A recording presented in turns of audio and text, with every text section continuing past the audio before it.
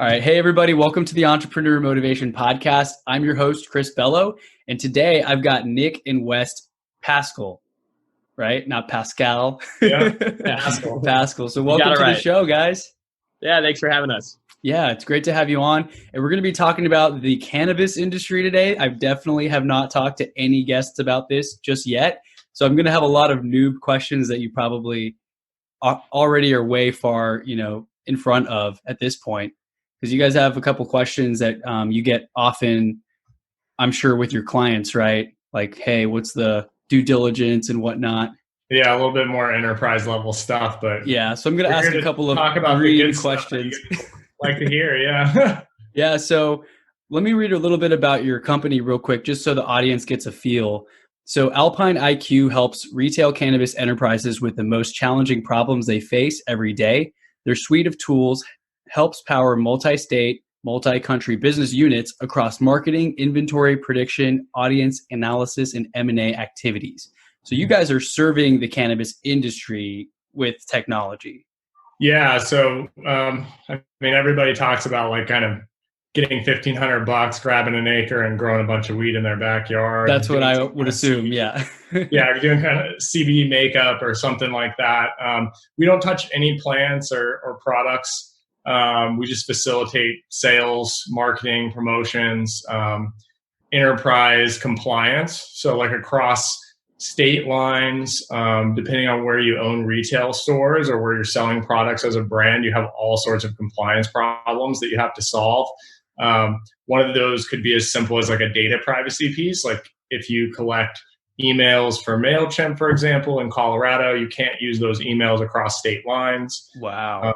Another thing in Canada, like to take a Canadian example, would be that you can't have loyalty programs in British Columbia, but you can have them in, another province. So we basically have a bunch of software around automating all your data privacy and compliance, especially for those like multi-store, multi-geo retail chains that struggle to maintain all that or don't have the resources to.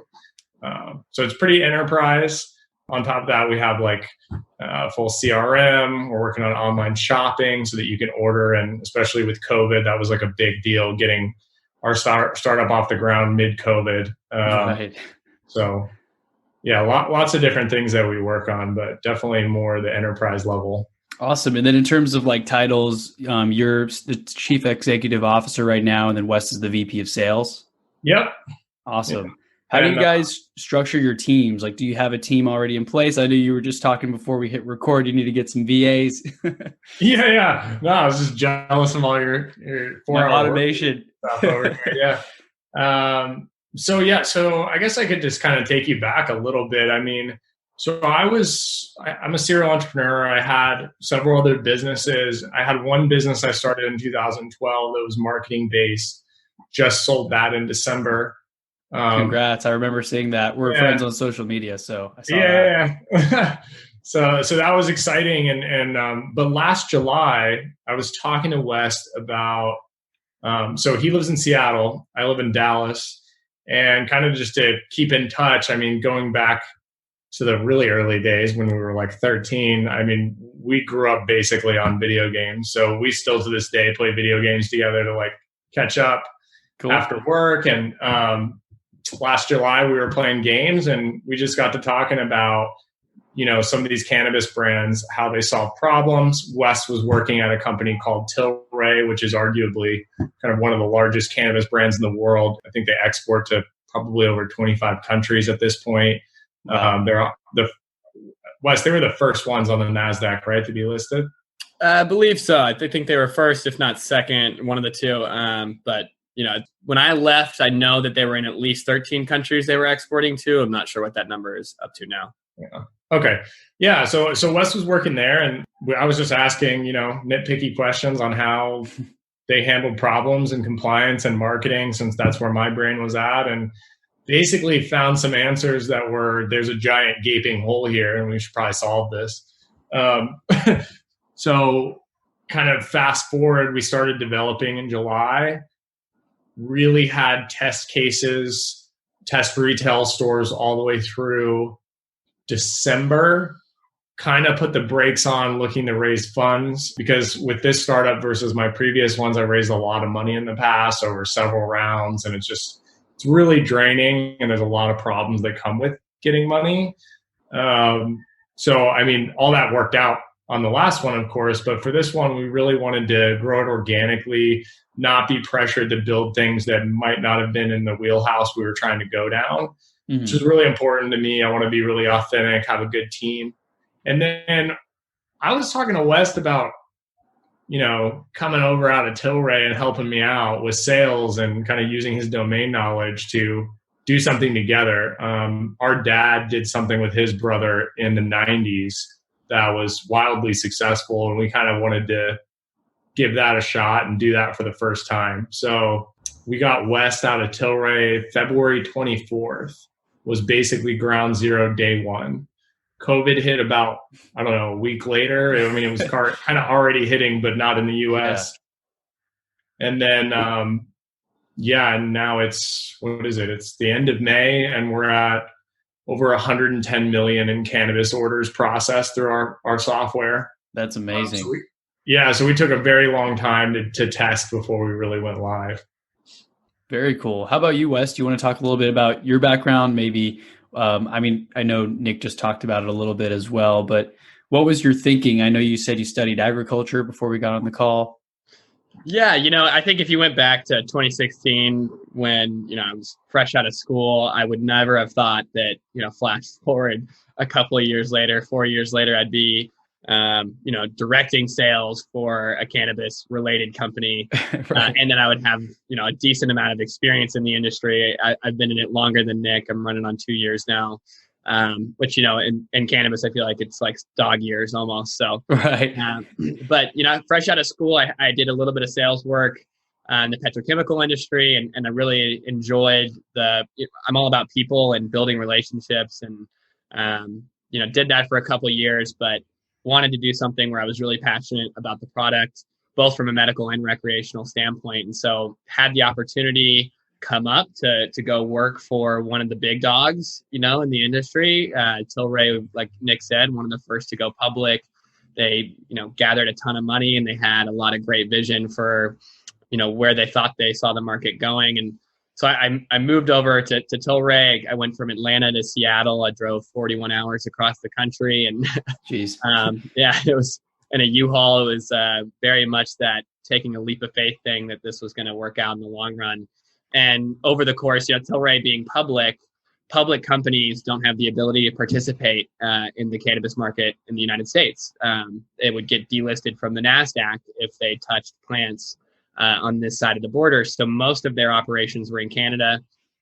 And my job, I kind of fell into it there, but became going out and assessing the market for retailers, because they believe, and we still believe as a company at Alpine here, that billion-dollar brands will be created over the next 5 years in retail in cannabis. And so I got to build relationships with a ton of operators out there and look under the hood of their business and see how they were doing, what they thought was going to happen with the market.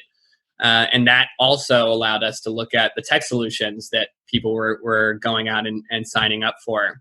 And like Nick said, that conversation led to, I was gearing up to make proposals on acquisitions in the retail space, and basically told Nick, like, there's no perfect solution out there that gives retailers and cultivators, but, my focus was retail, that really gave them the tools they needed to be successful and create a relationship with the customer after they left the store.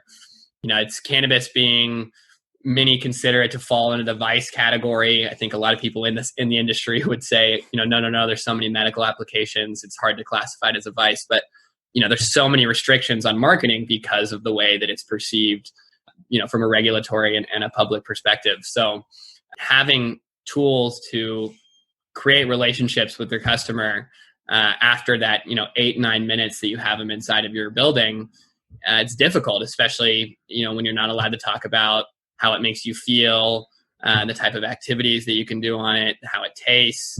And all of those are real rules in Canada today. So And the same goes for the United States. Every market is different, and there are so many different rules on a market by market basis, and even in California, city by city basis. And it can be By incredibly city? difficult to really get your ducks in a row from that perspective, and make sure that you're staying compliant. If you're operating in Nevada and California and Denver, you're going to have vastly different rules on what you're allowed to do. And if you have a centralized marketing team, they're going to spend just as much time chasing down regulations as they are actually engaging with their customers. Right. So you're kind of automating some of that and making it a little easier for these retail businesses to communicate with their customers after the sale. Exactly. And so, I was working at Tilray and saw an opportunity to kind of get back into more of a customer relationship or customer building job. And so, I'd love being able to work with Nick. He's not only my brother, he's one of my best friends. And so having the chance to jump ship and come here and help us do something together was just, I couldn't say no. That's awesome. Yeah. And congrats on all the moves that you guys have been making here. Cause I've watched Nick from afar over the last few years too. I, of course, just met you, West, but I know that you guys, if you're on the same page, I can't wait to see what you accomplish here over the next few years. Nice. Yeah, it's been a journey, man. I'm watching you too, man, ever since we went snowboarding like 10 years ago. Popping up on podcasts, all these different ideas. It's great. Yeah, man. I'm trying to catch up to you. I see the little the skydive picture in the back. That's cool with the 360 camera, right? Oh yeah. You're doing a lot of the like skiing, skydive stuff. No investors can see this. Super cool. Whoever's watching. Yeah, we can cut it out. They're going to be like, how often do you do this? Yeah. I have a lot of insurance on me. Yeah. So we talked a little bit about your backgrounds and what kind of led you to this point now. That answers the question how you got into the cannabis world.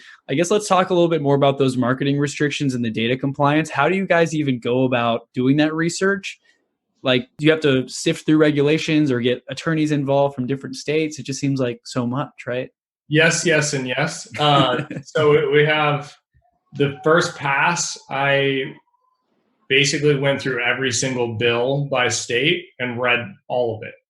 Every state, gosh. Every province. And then as I was going, I would basically take pieces that I found to be common and then made like a schema so that we could have this kind of conduit in between like the data coming in and then the data that we're pushing out to whatever happens. And then, so essentially in our system, we're watching all your data coming in from your CRM, your point of sale system, your website, which could be like anonymized traffic or logged in users, apps like Leafly and Wheat Maps and stuff like that. And then we're basically sifting it through based on where all your stores are in our system, and then making sure it passes for each channel. Like, can I run billboards on this exact contact record in this exact location? Can I do print urinal ads? Am I within 1,250 feet of a school in Colorado, or what have you? And then in our system, you can kind of say like, I want to push this to MailChimp, and I want all my cannabis audience members for a specific audience, like likely to buy CBD or did buy OG Kush and within 7 days of coming back to my store. And you can either push that to somebody like MailChimp because, we don't care about email. We just want to help you have like the freedom to be able to run your business without thinking about it. Yeah. Or just to hire a marketing rep like that doesn't have to read bills all day. Because these guys, they're really scared to even move. I mean, one of the only things we see people do in Canada, for example, is urinal ads. So like you walk into a bar, the bar is an age-gated scenario because obviously you can't go in there if you're underage. And so by law, that makes it a place where you can advertise. Okay. So there's kind of all these rules, and we just have this conduit and then spit out the records that you're allowed to use. And then we started looking at tech providers in the space and realized that, this isn't even trying to boast or anything. This is just reality, is that a couple of years ago when all this stuff started to become legal, you have these very like fragmented tech providers that, someone like Stripe as a point of sale system isn't in cannabis for a lot of reasons. One being that, they're in the US and it's federally illegal. So you have all these like fragmented side tech businesses that really look like Windows 95 and probably were Windows 95 built. And just they kind of reframed it because it failed in blue chip industries as a cannabis product, like whether that be a CRM or a point of sale or something like that. So there was kind of this opportunity. And then outside of just those competitors that exist, then you have the other side of things, which is like the new players that came out and had a ton of money and a lot of enthusiasm in the last 3 years. And what they did is they went around to some of these exhausted companies with exhausted investors, that have been 4, 5, 6 years, they want out. And, they'd go buy up and acquire those, package them together, slap some duct tape on it and reintroduce it to the market. And that's really what a lot of it is. There's not a whole lot of from the ground built up tech solutions in the cannabis space. So that's what we brought. And when we got that data conduit, we were just like, okay, well, now we have the point of sale data. We have all the ingestion points for the data. So why don't we just go build out these tools ourselves? So the top ones being SMS promotion is a big one, loyalty, membership clubs, mailing lists, whatever you want to kind of call it, to give out promos, drive people to the store. Email is a big one. We don't personally facilitate email other than pushing our audiences out to SendGrid and MailChimp, and they can kind of just utilize those. And that brings up kind of like another point is that you want to position as a tech player to still be around when things go federally legal and you're starting to compete against Stripe and HubSpot and, you name it, regular companies. So the second that happens, most of these old school guys are going to just get demolished. The really big players that are going to get acquired are the ones that have compliance conduits and have kind of all the compliance pieces built in. So like SMS promotion, you got carrier rules in Canada, you got carrier rules in the US about like, can you send cannabis as a text message? Can you send reefer? Can you attach an image that doesn't have the right fine print on it? So all that stuff we take care of and kind of like do for you. You kind of just use this like HubSpot, for example, and not even think about it. So you basically help companies. I think I kind of said this earlier, but I'm just wrapping my head around it. You help outsource the compliance part almost, or handle that for companies so they don't have to constantly be looking at that, right? You guys are staying on top of it for your clients and helping them with their marketing solutions tailored towards state or whoever, I guess country, because there's so many different rules. You guys are basically getting updates every day of like, oh, this new bill was passed or this, we got to tone it down on that marketing message. Is that more or less?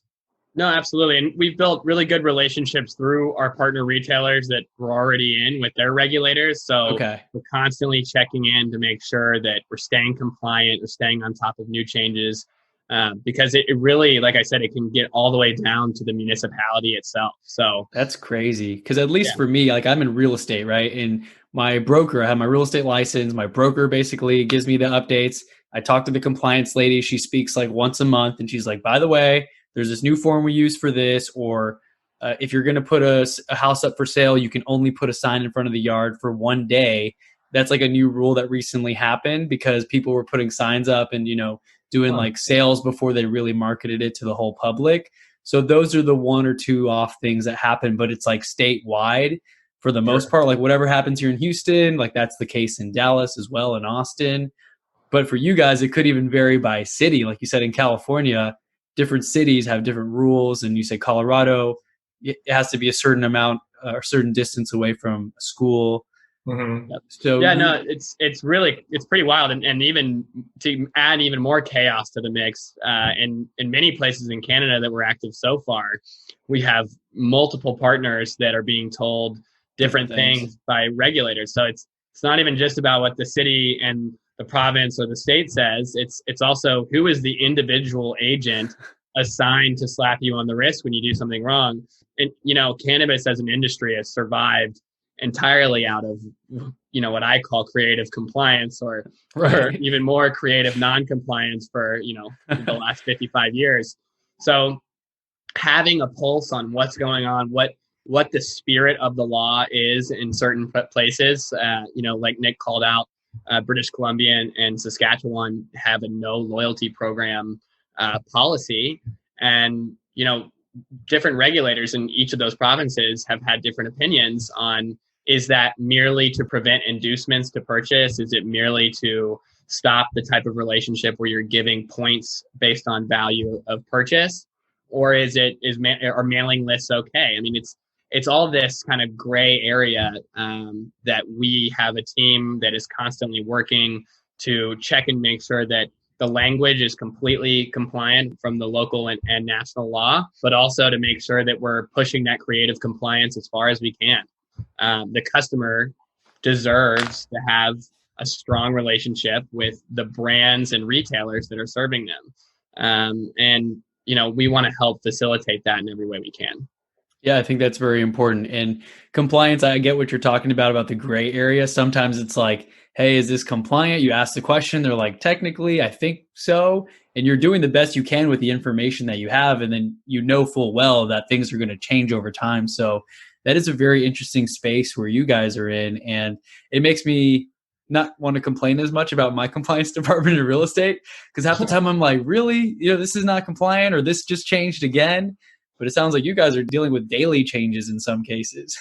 Well, especially with with COVID coming into play, like most of these places, most of these states didn't have online ordering, didn't have a concept of curbside or like to go, right?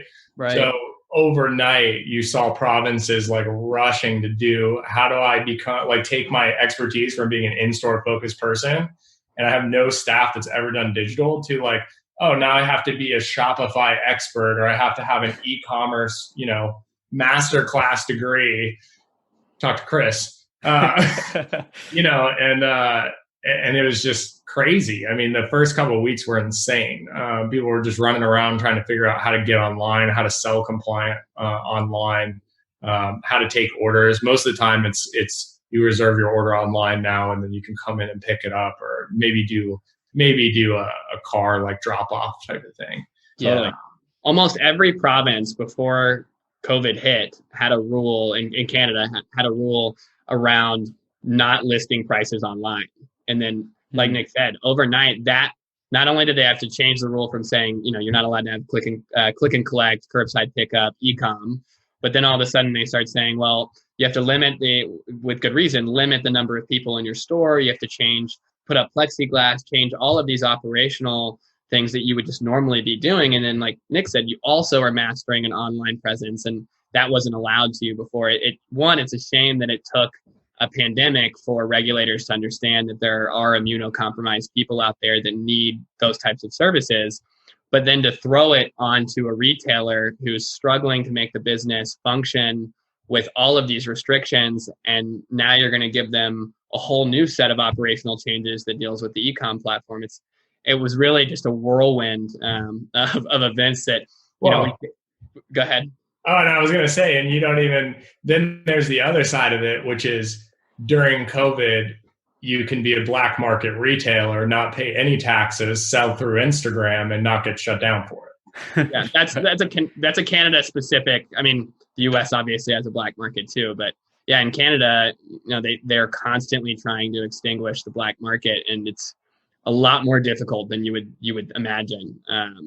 And yeah, there was a huge resurgence when this all went down of these people who literally make websites. We call them moms, mail order marijuana. That's what I would say. And they're just throwing up a website, and you can go and you're paying tax free, and the customer thinks it's probably great product, frankly, and it's cheaper than the legal retailers, so they're just getting decimated. And that was a problem that happened for over a year after Canada federally legalized cannabis. I saw retailers in my last job go overnight and double, if not triple, their daily revenues when a black market operator shut down around the corner from them. So these are real retail stores. It's not like if you open a cannabis shop in downtown Dallas and you rent out a retail shop, like you're going to be in jail within an hour for sure. But online, is that what you're saying? Online, they got away a little bit longer. So online, they actually were retail. Yeah, so there actually are so especially British Columbia and Ontario have struggled the most with this, where there were actual brick and mortar storefront black popping market up. stores. Yeah, wow. And in Ontario, you can look it up. There's a famous case of a company named Cafe, where they were repeatedly told by the province, what you're doing is illegal. You have to shut down your business. They just ignored it. And Crazy. Their standpoint was the products that people need aren't available because Canada, they federally legalized, but it took over a year for them to actually bring edibles and concentrates and all of those products to market. So yeah, Cafe got told multiple times, shut down, kept ignoring it. The province's solution, whereas in Texas, you'd probably have SWAT team coming in your door. They dropped giant cinder blocks in front of the store. I mean, I'm talking literally blocked it. Yeah. And then 3 hours later, they had a dude with an iPad out front taking orders for good. I mean, it's hard. And then the legal market, the people who raised capital, who wanted to do everything right and compliant, they're the ones that got hurt. I mean, their investors were disappointed with the numbers, and they're saying, well, it's because my government won't shut down these people who are selling at a cheaper price, and they're selling all of these products that my customers don't have access to legally. And how do I compete with that? That's frustrating. Like, the thing that I see most as well is, with me, I've heard the quote, it's better to ask for forgiveness than permission, but you've got to be really careful in that industry. You don't want to end up in jail, right? And I see a lot of people who listen to the compliance lady at my office like it's Bible, and they'll take it word for word, and they'll never do any deals because they're too afraid of breaking the rules. And I'm kind of just like, hey, I think this is the best compliant, thing. And I'll ask questions if I need to clarify, but I'll be like, hey, text people, outsource people, talk to my VA to do things for me. Maybe technically I was supposed to do it, but I'm enabling them to do it through me. So if I get in trouble later, I hope that's not the case. But at the same time, I'm doing more deals that way and making things happen instead of sitting here on the sidelines waiting for, all the rules, because you'll never have all the rules in one spot. Yeah, no, absolutely. I think you nailed it. Better to ask for forgiveness. So Alberta is one of the most private retail friendly provinces in Canada for cannabis. And, just like every other province, they said no prices online, no click and collect. This is before coronavirus. And I want to say middle of last year, one of the largest operators, Spirit Leaf, said, we're going to do click and collect. This is something that is highly demanded. There's nothing wrong with it. We're going to still make... Click and collect is e-commerce for anybody listening. Right. I like that name, click and collect. It's reserve online. You have to pick it up, right? Is that what you're saying? You can't get it shipped over? Exactly. USPS. And everywhere in Canada, there is the option for citizens to order cannabis directly to their door from the government. So that's kind of one of the unique things about federal legalization, I guess you could say. But basically, Spirit Leaf said, this is a needed service that our customers are asking for, and we're going to do it. And they did it. And, to this day, I have not heard of them getting punished. And now click and collect is allowed in Alberta. So it seems like that better to ask for forgiveness mentality, not only did it help them, but it helped the customer, and it helped shape the future laws of that province. Yeah. Sometimes it takes that, someone's stepping up and just defying almost the status quo. Yeah. It's frustrating that it's mostly a reactive thing. Right. Spirit Leaf wanting to do online ordering and then waiting, and it's like, oh, it works, so I guess we'll just let everybody else do it.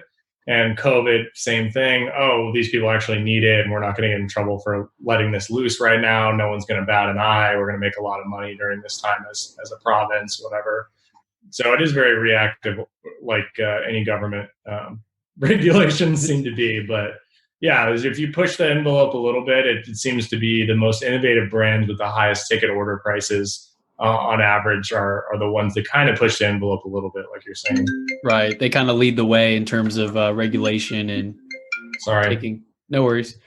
I wanted to go into the next question because I was going to say that it's kind of like the Wild West a little bit. I see cannabis shops popping up. One guy I ran into, he said he opened a shop on the other side of town.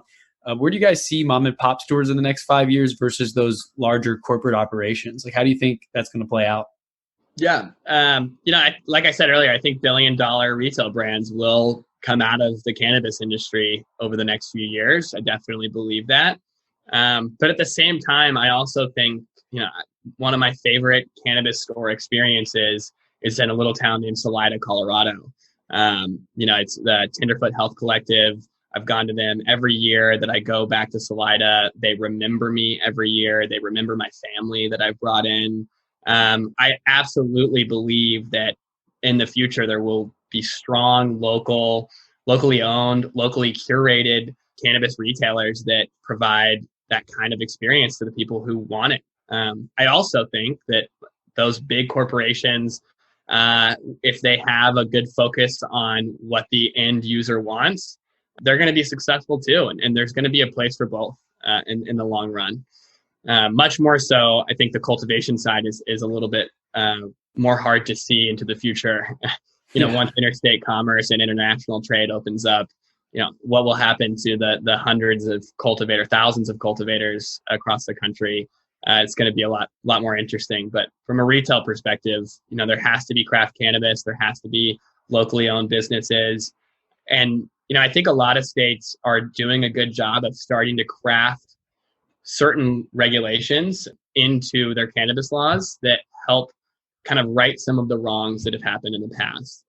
I don't know if you watch Hassan Minhaj, but he recently covered the cannabis industry and called out some things that are very accurate about diversity, inclusion, and equity laws. The people who have been harmed the most by prohibition are minorities. And as we've seen in the first few years of this business, most of these big corporations and even some of the small ones they're not righting that ship. They're not helping to make sure the communities that were so negatively impacted by this are being included in its revolution.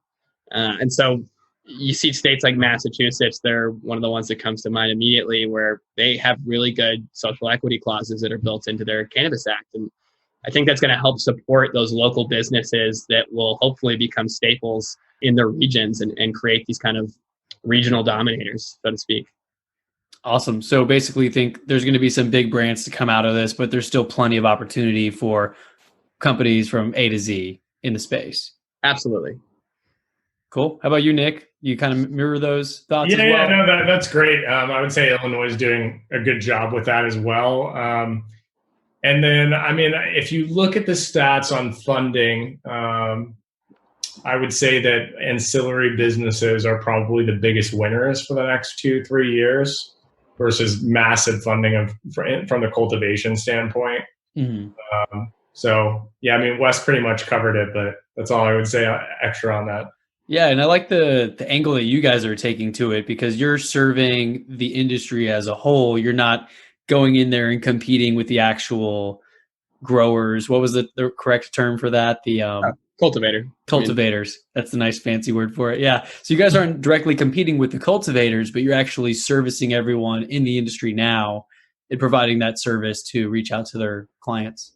Yeah, we're really just trying to enable everyone in the space, whether that's a mom and pop retailer or cultivators or brand trying to get their makeup CBD brand or THC brand out there. Just to be able to sit down, read an article online about how to market a business in general, or how to promote, how to create good customer experiences, and just hit a go button, right. Like, don't worry about anything else. Just, this is what you can do. These are your restrictions. And that's really awesome. What we want to help with. Because even like you said, if there's a little course or something someone could take on it, it wouldn't really pertain to CBD, because I've heard another episode on a podcast recently, and the person was talking about CBD and the struggles they've had and being blocked by PayPal or whatever payment provider they were trying to use, and then not being able to ship products online and not being able to show pricing. So there's a lot of challenges. And so if someone were to even take a course, like a business owner in CBD, if they were trying to take a course on how to market, Facebook ads don't really work for them, right? You can't really. Yeah, you can't. Unless you're black market and you get past it. Yeah, no, you can't do that. So it's just like, how do you, it's like coming up with a really unique idea from a brand or retail perspective in the space is already challenging, right? You have the restrictions at the physical level. It's more about, like, for us, how do you just solve everything else in the business that I mean, you have to pay massive taxes. You have to get these licenses. You have to hire and train people that likely have never done this before, don't understand the plants, especially in new markets that are opening up. And so for us, it's just like, let's build every tool you can possibly imagine that's very effective, that doesn't waste capital. So we're not sitting here and pitching massive banner ad campaigns or like stuff that these guys can't afford. Is just ridiculous. We see agencies going out. It's like, you can't go get Richard's Group to be your agency. That's not going to work. So Yeah. Yeah, and that's what we're really passionate about. And it helps spread the whole industry, and we can help everybody. And we also don't have to touch plants. So it's a win for us because we don't have to touch anything that could be an issue. So I love that, because I'm just thinking about it. If you were thinking about the gold rush and everyone wanted to go find gold, you guys are like, you guys are selling the shovels, right? Take the shovel, yeah. It's beautiful. You're selling the best shovels to all the people running into that space. And I mean, I hear everyone's like, oh, everybody's got an uncle or somebody who's looking to get into cultivating or buying land somewhere for when things, get legalized in their state or whatever. But you guys are thinking bigger picture and something that you can scale up and have recurring revenue monthly. So I really like where your guys' head is at with this. And I think it's going to be a really good opportunity for sure in the next year or two. What are your guys' like 5-year projections and goals for maybe the number of clients you're helping or the number of transactions that you're assisting with? Do you guys have those kind of projections in mind already? Yeah, I think as a company, I think that our goal from a human capital perspective would be over 100 employees. I would like to have in our group that can help facilitate all these different business sectors in the industry. I think that we will likely take our compliance conduit into other fields as well, craft breweries, other places that have very similar restrictions, sports betting, you name it. There's 100 of them, even financial compliance or real estate, right? But focusing on cannabis, will really be our first 3 years. And I think that we can get a nice penetration into the market and build quite a few technology pieces into our system that will help facilitate that. And I'd like to grow the cannabis side of the business to over 100 employees. I'd like to facilitate over, I'd say around 5 billion, probably $1 billion a year would be a really good goal, with kind of towards the latter end of that 5 years being much bigger. Right. And then we'll see where it takes us. With the history, my history in startups, I like being set up from the beginning to go, okay, you have all these routes to exit eventually, maybe get acquired by a point of sale system that wants to help facilitate these people to shop online, and therefore your Shopify, you sell to them. There's like so many routes to sell in this industry because it's so new that we don't really think too much about that. It's just every day is how can we help the customer? What are they going to actually need today? And that's pretty much it. I think if we focus on that, it'll just organically grow, and it already is kind of doing that.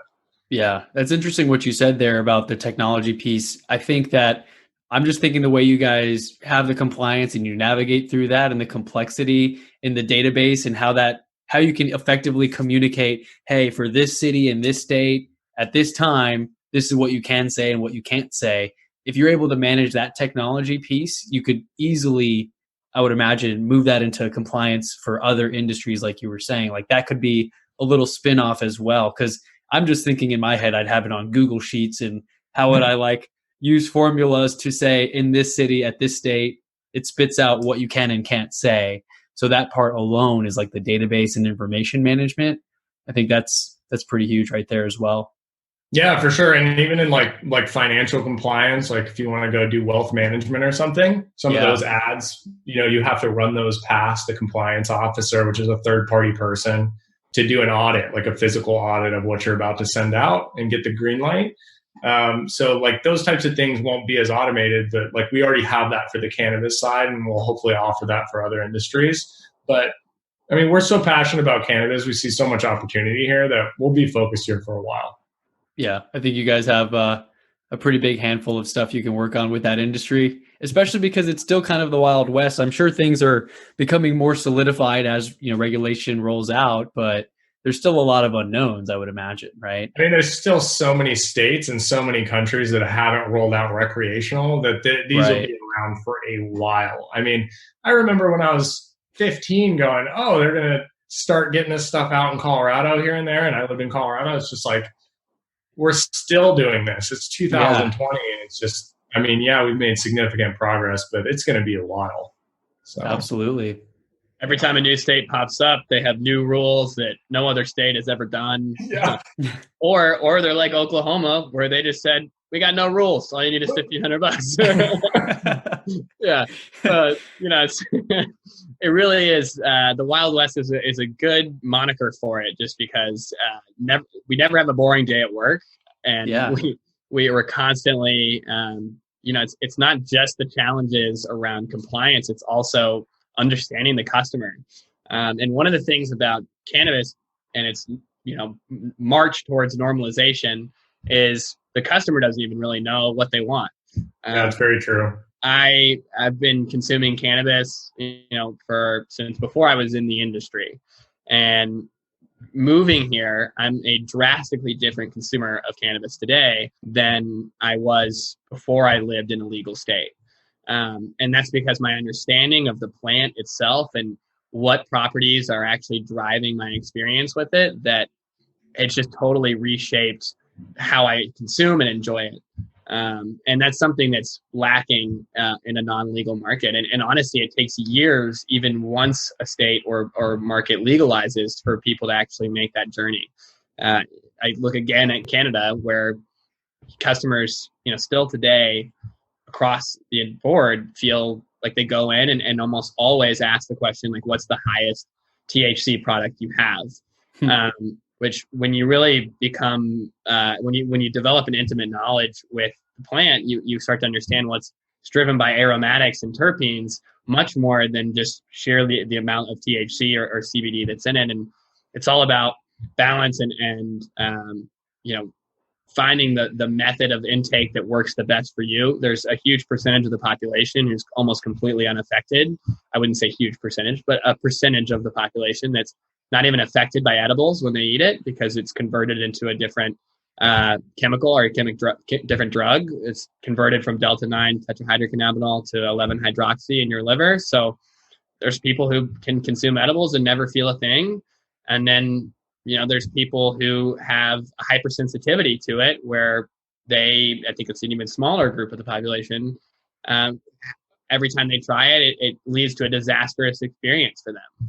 And these are just things that people in Texas and Alabama and Georgia likely do not know. And so, right. The biggest thing is just demystifying both the product itself for the end user, but also for the companies that are trying to race to meet those needs. It's difficult for, you see like Anheuser-Busch's joint partnership with Tilray last year, where they're developing beverages for the Canadian market, when Canadian cannabis consumers have no idea what type of beverages they like their cannabis in, and whether it's tea or it's soda, if it's like a beer knockoff or a wine knockoff. There's so many different avenues up for exploration there that's so hard to chart the course when you have no data on who the end user is and what that journey looks like. Yeah. I kind of, just to take it back to like the entrepreneurship and motivation piece, it really is kind of like expanding your mind and realizing, that things aren't always what they seem. Because I mean, everyone's parents as a kid in Texas, at least, they're like, oh, don't do drugs, don't smoke, like don't hang out with that pothead, right? There's a lot that was of our parents, right? Yeah. Like my mom was always like, weed's a gateway drug, never try this. And like, I never tried anything, growing up, but I was around it in school and stuff.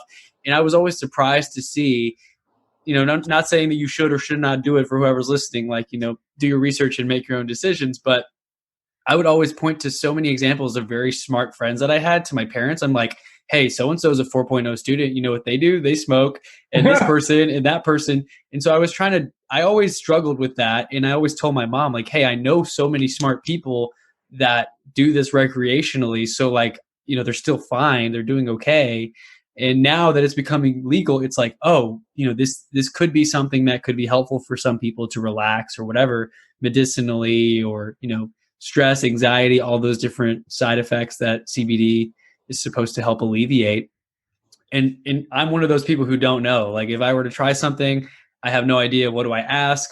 I've never even been to one of those stores, right? So I'm always interested to see, because I do have those friends who know everything, like how many milligrams and what to take and how long it's going to take before they feel the effects. Everyone's got those friends. Yeah, everyone's got those friends. I got a friend who moved to Colorado actually, and he's like growing stuff and selling, and he's doing all right for himself, it seems like, between snowboarding and and all you're totally stuff. right. I think one of the most surprising things that I learned coming into this, I think there's always the mentality that it's for young people, and it's this like young, almost a party thing to enjoy. And what you've seen in legal markets is like that couldn't be farther from the truth. There's such a huge base of people that use this on a regular basis to improve their quality of life and empower themselves as individuals that are well into their 50s and 60s and 70s, and it's been an incredibly positive force in their life. So it really has. Yeah. I like my hair stylist. We were talking about it, and she's an older like Hispanic lady, and she was cutting my hair, and I was telling her how my mom was freaking out about something lately, or, gets on edge. And she was saying, give her like a drop or two of CBD oil in her tea at night, and she'll be fine. Like, and she was saying that that's what she takes just to calm down at the end of a day, to relieve those nerves and the stress, and just like get some sleep. And so I was telling my mom, like, hey mom, this is what my hairstylist told me. Maybe you should try it. And then there's that stigma of people who are so against it that even now that things are becoming legalized, like it's kind of like that program you run in your head, like, oh, I'll never have enough money, I'll never be successful, money doesn't grow on trees. Those things that we learn when we're younger, a lot of people have a hard time giving that up, right? So it's the war on drugs, right? It is a lot of falsehoods that were perpetually pushed for 30 plus years, Right. Or even like vitamin D being good for your bones or whatever, right? Like milk. Apparently milk isn't even great for your bones is what I heard. And I always thought that if I drank more milk, I'd have stronger bones. And so it's really demystifying these things. And they forgot to tell you it's injected calcium. Yeah. Not even natural. Man. Disinformation is key. And honestly, I think information we found through COVID is key. That's one of the reasons why I think we've been successful as a startup during this kind of chaotic time is, frankly, people are having a hard time communicating as retailers to their customer. What are they doing to change how they're operating? I talked about all of those things that they've done, like plexiglass and 6-foot lines. And so you're doing these and you're launching e-com. Like, how do you communicate that to your customer? And fortunately for us, we happen to have built tools at Alpine that do just that. So I think that's one of the kind of the cornerstones for why we've been able to do this, even in a time where, we can't travel to see our future customers in person and show them everything in person. We're saying, listen, information is absolutely key to a person making a decision with agency. And we've helped do that with some of the tools we've made. And honestly, that's one of the reasons why I love getting to do what I do. I feel like I'm helping businesses that may be struggling to compete with the black market or struggling to survive, like in Oklahoma, a really non-restrictive licensing regime where competition is popping up on every corner. We give people the tools that they need to survive those types of challenges. And frankly, that's what makes me love waking up every day in the morning. So yeah, it's like your mission every day. Absolutely. That's awesome. So let me see what other questions I have on here. Who do you think is going to win in the end with all the tech players in the space? I know we kind of talked about that, mom and pops. There's plenty of opportunity for everyone, but what do you guys see the long-term vision of the industry like? Is there one or two companies right now out there that you think are kind of leading the way that are worth looking at for anyone else in the industry or getting into it? Ooh. And I know you can't predict the future. I feel like we kind of covered tech players and ancillary businesses being a popular funded side of the business today. Mm-hmm. I think that, man, I think there's so much opportunity. If I was getting in the industry, I don't know if I would be on the cultivation side, because like Wes said, you're going to have states open up and multi-state imports, exports going on, and you're going to be competing against like Coca-Cola factories, making perfectly done AI-driven plants that are trimmed automatically and all this crazy stuff, which is not to say that these master growers that are unbelievable at their jobs can't do just as good of a finished product, but craft cannabis will absolutely have a long-term existence. So yeah, but you know, it's positioning yourself correctly for that. It would be big if you're going to go after that. I mean, I personally obviously like building the shovel in the gold rush, so that's why we are where we are.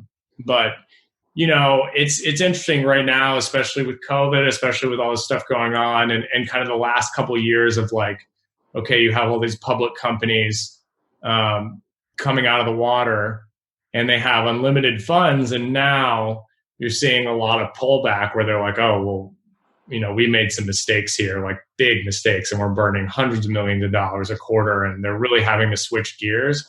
I mean, all that to say is it's just super chaotic right now. I mean, and in chaos, you can find a lot of opportunity as an entrepreneur, period.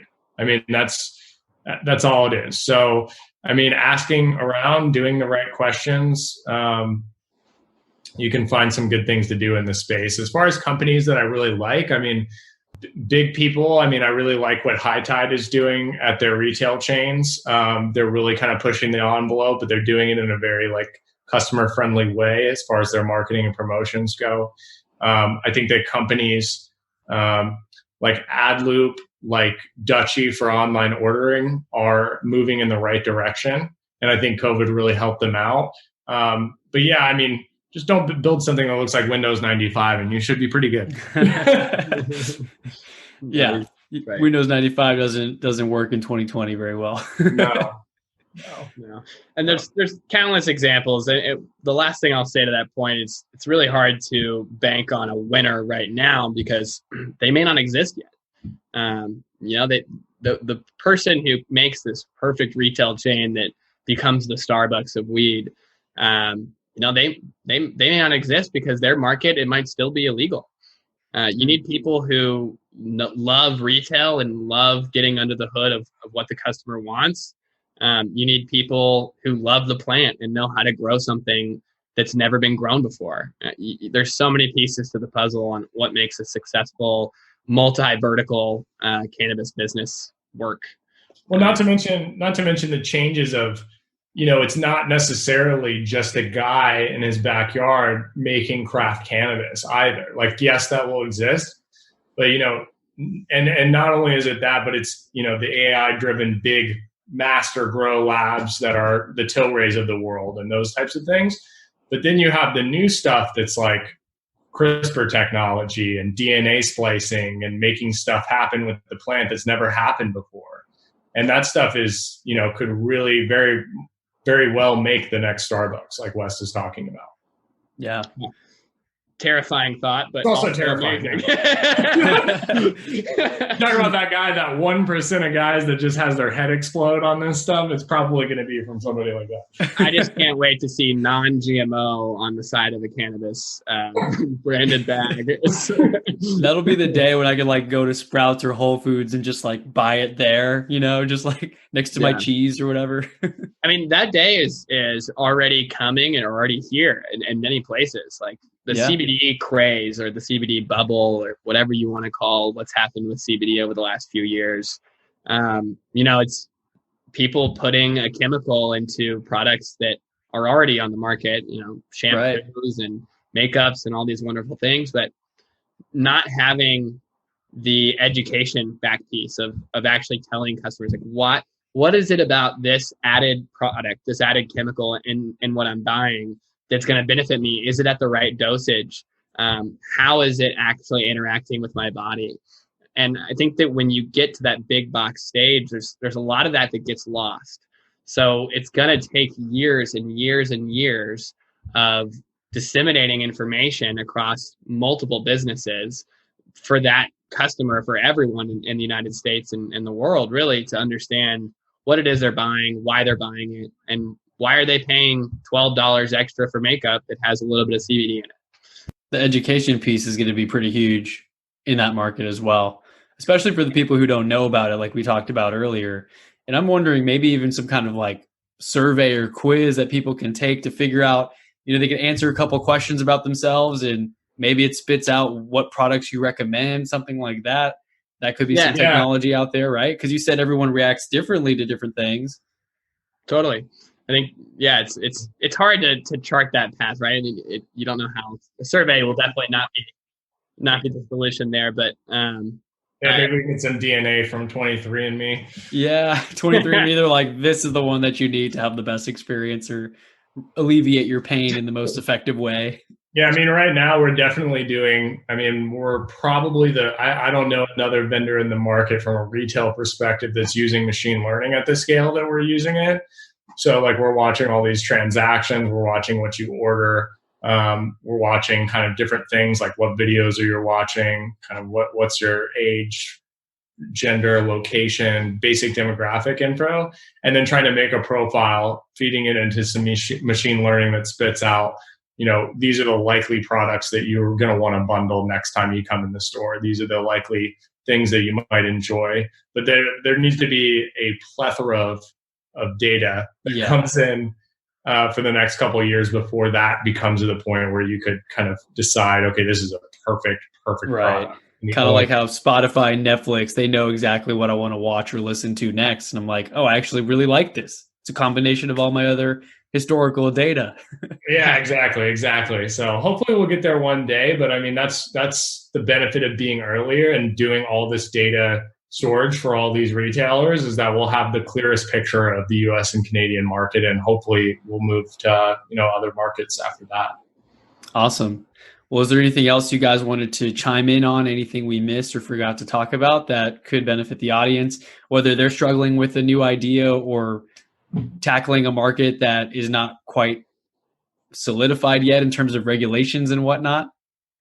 I think we're good. Wes, you good? I think the only thing left is for Chris to smoke a joint like Elon Musk. I mean, if we're going to that was great. Yeah, I watched that podcast for sure. That was like the thumbnail or the meme was like his face when he was taking the puff, right? The first SMS message we sent, like a multimedia one, was a GIF of him doing that. Test GIF. That's amazing. It was pretty great. But no, Chris, thank you for your time. And thank you guys.